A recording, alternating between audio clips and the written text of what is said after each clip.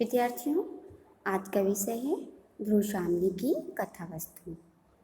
ध्रुव शामली नाटक जयशंकर प्रसाद जी द्वारा रचित है और इस नाटक की रचना सन 1933 ईस्वी में हुई। यह नाटक जयशंकर प्रसाद जी का अंतिम नाटक है और इस नाटक में कुल 3 अंक हैं। ध्रुव शामली नाटक में गुप्त वंश के महान सम्राट आर्य समुद्रगुप्त के 2 पुत्र हैं, रामगुप्त और चंद्रगुप्त। समुद्रगुप्त ने अपने राज्य के भावी उत्तराधिकारी के रूप में अपने छोटे लड़के चंद्रगुप्त को चुना था, किंतु समुद्रगुप्त की मृत्यु के पश्चात चंद्रगुप्त अपने भाई द्वारा फैलाए गए कुचक्रों का शिकार हो गया। प्रतिकूल परिस्थितियों एवं अपनी उदारता के कारण चंद्रगुप्त अपने समस्त अधिकार अपने बड़े भाई रामगुप्त को सौंप देता है। यहाँ तक कि अपनी वाग्दत्ता ध्रुव शामली को भी रामगुप्त की पत्नी के रूप में सहन कर लेता है। राज्याधिकार तथा ध्रुव शामली को छीनने के इस षड्यंत्र के पीछे गुप्त वंश के धूर्त मंत्री शिखर स्वामी का बहुत बड़ा हाथ था। विलासी रामगुप्त धन और शक्ति के लोभ के कारण राज सिंहासन को तो प्राप्त कर लेता है, किंतु शासन के रूप में सर्वथा असफल, अयोग्य एवं असमर्थ है।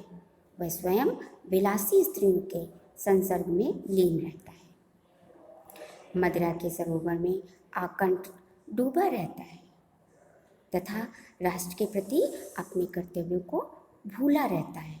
इसका अनुचित लाभ उठाकर शिखर स्वामी संपूर्ण राज्य सूत्र को अपने कब्जे में कर लेता है। दूसरी ओर रामगुप्त की अति विलासिता के कारण उसकी पत्नी ध्रुव शामली सदैव उपेक्षिता का जीवन बिता रही है।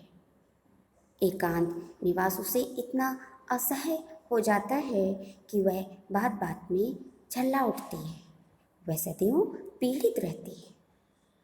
प्रथम अंक में ही रामगुप्त जब ध्रुव शामली के कक्ष में आकर पहली बार भाषण करता है तो उसका उत्तर, इस प्रथम संभाषण के लिए मैं कृतज्ञ हुई महाराज, किंतु मैं भी यह जानना चाहती हूँ कि गुप्त साम्राज्य का स्त्री संप्रदाय से भी बड़ा है।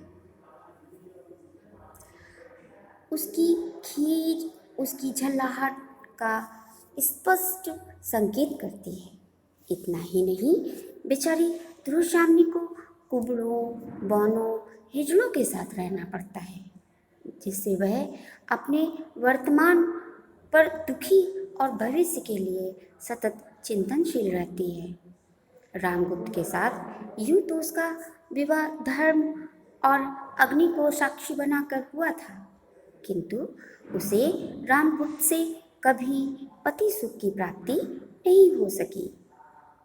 रामगुप्त स्वभाव से विलासी, क्रूर एवं हृदयहीन था, जिसके कारण ध्रुव शामली के हृदय में उसके प्रति घृणा का भाव ही था। और सबसे बड़ी बात तो यह भी थी कि वह नपुंसक, मदहक और मूर्ख भी था। साथ ही उसे ना अपनी मर्यादा का ध्यान था, ना कुल गौरव का। इन सब कारणों से ध्रुव शामली मन ही मन अपनी पूर्व प्रेमी वाग्दत्ता चंद्रगुप्त के प्रति आकर्षित होती है।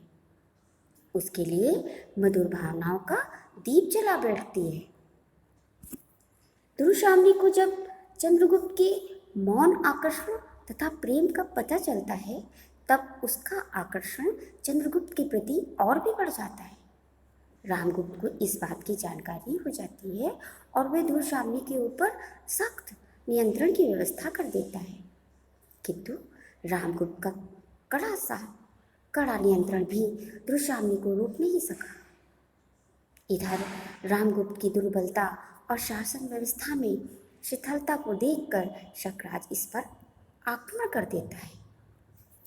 परिणामतः शकराज के सैनिक रामगुप्त का दुर्ग घेर लेते हैं। रामगुप्त युद्ध से बचने के लिए शकराज से संधि की प्रार्थना करता है। शकराज संधि की शर्त में अपने लिए ध्रुवशामी तथा अपने सामंत कुमारों के लिए भी स्त्री की मांग करता है। निर्लज रामगुप्त अपने धूर्त मंत्री शिखर स्वामी की सलाह पर सकराज को इस अपमानपूर्ण एवं अशिष्ट शर्त को स्वीकार कर लेता है। रामगुप्त की इस नपुंसकता, कायरता और पौरुषहीनता को देखकर ध्रुवशामी का हृदय घृणा से भर उठता है।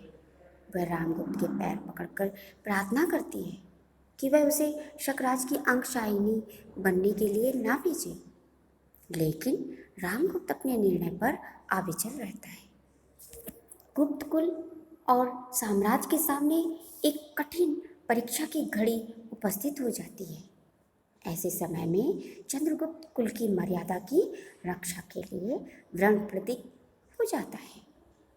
परिस्थितियों की प्रतिकूलता और भयंकरता को देखते हुए कूटनीति का सहारा लेता है और स्त्री वेश धारण कर स्वयं ध्रुवशामी के वेश में सकराज के पास जाने का निश्चय करता है और यह भी निश्चय करता है कि उसके साथ कुछ विश्वस्त सामंत कुमार भी जाएंगे।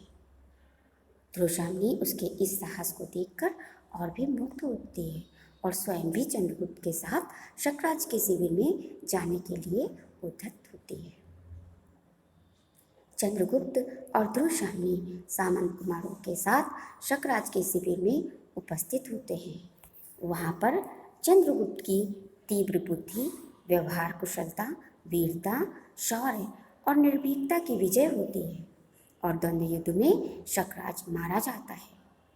परिणामतः शकराज की सेना नेतृत्वहीन भयभीत होकर वहाँ से भाग खड़ी होती है।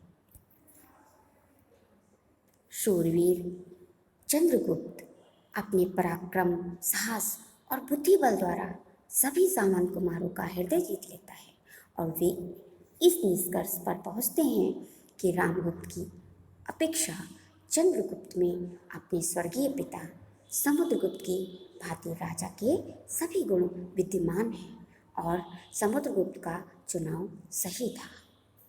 वे सब एक मत और एक स्वर में चंद्रगुप्त को अपना राजा मान लेते हैं। ध्रुवशामी भरी सभा में अपने अकाट्य तर्कों द्वारा रामगुप्त के साथ संपन्न हुए अपने विवाह से मुक्ति प्राप्त कर लेती है। पुरोहित भी अपनी सहमति देकर दोनों के विवाह को अधर्म और अवैध घोषित कर चंद्रगुप्त की पत्नी और राजमहिषी के रूप में ध्रुवशामी को स्वीकार कर लेते हैं। स्थिति में यह परिवर्तन देखकर शिखर स्वामी आरंभ में तो कुछ विरोध करता है, किंतु प्रतिकूल परिस्थिति देखकर चुप हो जाता है। रामगुप्त पूर्णतः हताश और निराश होकर चंद्रगुप्त पर पीछे से प्रहार करने की चेष्टा करता है, लेकिन उसके इस दुष्कृत्य को एक सामंत कुमार देख लेता है तथा सभा में ही तुरंत रामगुप्त का वध कर देता है।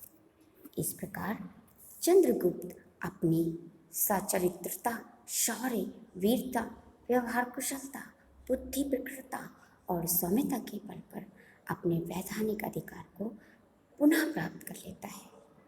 साथ ही अपनी वाग्दत्ता ध्रुवशामी, जो समुद्रगुप्त द्वारा जीत कर उपहार स्वरूप लाई गई थी और वह लिच्छवी वंश की राजकुमारी थी, को अपनी पत्नी के रूप में भी प्राप्त कर लेता है।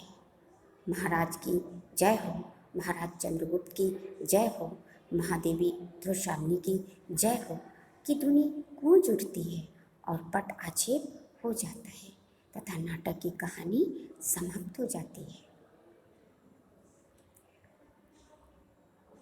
इस कथा वस्तु को अच्छे से आप लोग याद कर लीजिए और इसमें प्रमुख घटना को अपने बुद्धि बल से समझिए और उस पर जो भी आपको वैकल्पिक प्रश्न मिलते हैं उसे आप तैयार करिए।